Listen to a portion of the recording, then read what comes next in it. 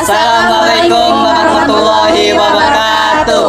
Kami dari kelompok 5 akan mempresentasikan hasil video pembelajaran kami mengenai menggali sumber historis, sosiologis, dan politis tentang Pancasila sebagai sistem etika. Selamat menyaksikan.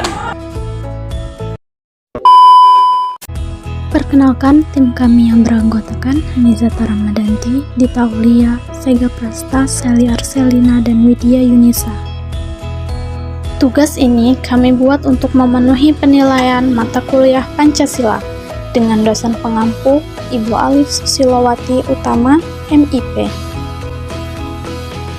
Menggali sumber historis, sosiologis, dan politis tentang Pancasila sebagai sistem etika. Sebelum itu, kita akan membahas sedikit tentang etika. Etika, apa sih yang dimaksud dengan etika? Kata etika berasal dari bahasa Yunani, yaitu ethos, yang berarti tempat tinggal yang biasa, padang rumput, adat, watak, dan cara berpikir secara etimologis. Sedangkan etika dalam artian luas adalah ilmu yang membahas tentang kriteria baik dan buruk. Etika umumnya dimengerti sebagai pemikiran filosofis tentang segala sesuatu yang dianggap baik atau buruk. Jadi, Pancasila sebagai sistem etika mendasarkan penilaian baik dan buruk pada nilai-nilai Pancasila, yaitu nilai ketuhanan, kemanusiaan, persatuan, kerakyatan, dan keadilan. Kelima nilai tersebut membentuk dan mengatur perilaku kehidupan bermasyarakat, berbangsa, dan bernegara di Indonesia. Pertama, kita akan membahas tentang sumber historis. Pada zaman Orde Lama, Pancasila sebagai sistem etika masih berbentuk filosofis Kronslake atau Weltanschauung, yang berarti nilai Pancasila belum ditegaskan pada sistem etika. Tetapi, nilai moral sudah tertanam pada kehidupan masyarakat dan juga sudah mengenal nilai kemandirian yang disebut berdikari atau berdiri di atas kaki sendiri oleh Presiden Soekarno.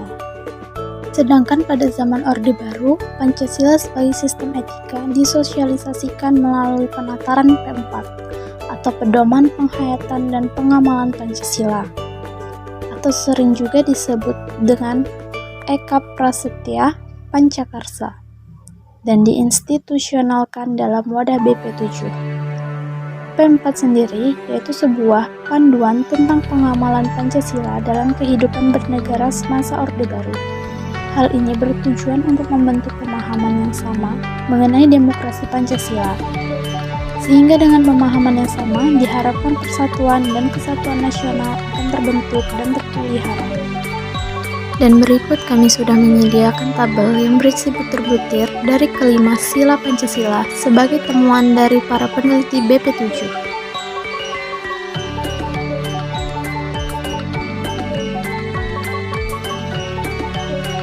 Dan pada era reformasi, Pancasila sebagai sistem etika tenggelam dalam hiruk-pikuk perebutan kekuasaan yang menjurus kepada pelanggaran etika politik. Salah satu bentuk pelanggaran etika politik adalah abuse of power, baik oleh penyelenggara negara di legislatif, eksekutif, maupun yudikatif. Penyalahgunaan kekuasaan atau kewenangan inilah yang menciptakan korupsi di berbagai kalangan penyelenggara negara. Kedua, ada sumber sosiologis. Sumber sosiologis Pancasila sebagai sistem etika dapat ditemukan dalam kehidupan masyarakat berbagai etnik di Indonesia. Salah satu contohnya adalah orang Minangkabau yang menggunakan prinsip bulat air oleh pembuluh, bulat kata oleh mufakat dalam bermusyawarah. Yang terakhir ada sumber politis. Sumber politis Pancasila sebagai sistem etika terdapat dalam norma-norma dasar atau Grundnorm sebagai sumber penyusun berbagai peraturan perundang-undangan di Indonesia. Hans Kelsen mengatakan bahwa teori hukum itu suatu norma yang berbentuk piramida. Norma yang lebih rendah memperoleh kekuatannya dari suatu norma yang lebih tinggi. Semakin tinggi suatu norma akan semakin abstrak sifatnya. Dan sebaliknya, semakin rendah kedudukannya akan semakin konkret norma tersebut. Pancasila sebagai sistem etika merupakan norma tertinggi yang sifatnya abstrak, sedangkan perundang-undangan merupakan norma yang ada di bawahnya, bersifat konkret. Berikut beberapa pendapat mahasiswa dan masyarakat dari pertanyaan yang akan kami ajukan tentang Pancasila sebagai sistem etika.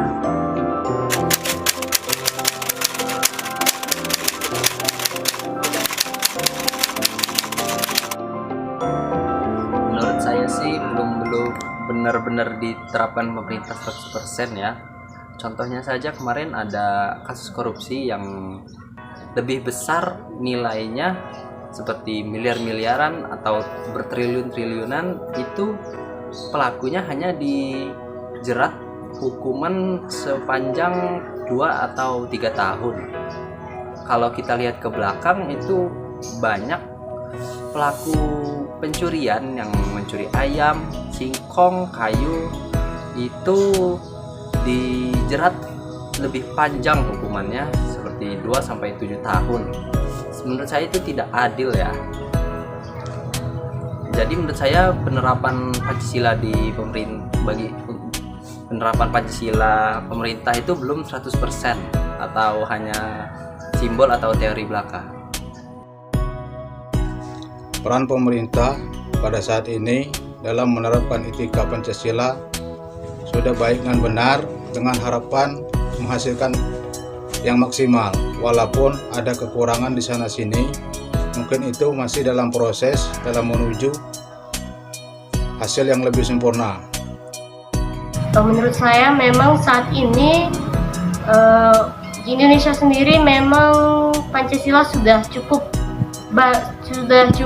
baik dalam menerapkan sistem etikanya di Indonesia. Akan tetapi saya berharap di Indonesia ini Pancasila itu tidak hanya sebagai filosofis saja, tetapi saya berharap Pancasila itu benar-benar diterapkan dalam kehidupan sehari-hari dari sila pertama sampai sila terakhir. Karena seperti yang kita ketahui, Pancasila itu kan dasar negara ya, lambang negara. Jadi harus benar-benar diterapkan karena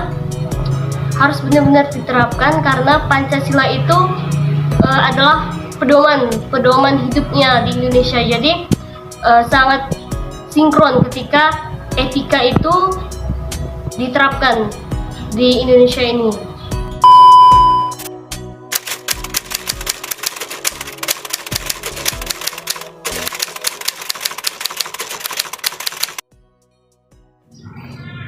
Yang pertama itu bertanggung jawab yang pasti, karena bertanggung jawab itu wajib bagi saya.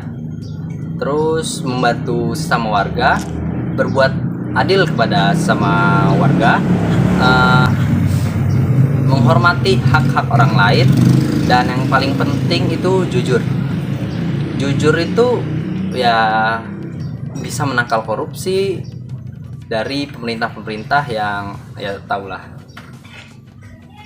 Terus kita itu harus mengamati kinerja pemerintah ya, kalau pemerintahnya bertindak semena-mena ya harus ditindaklanjuti.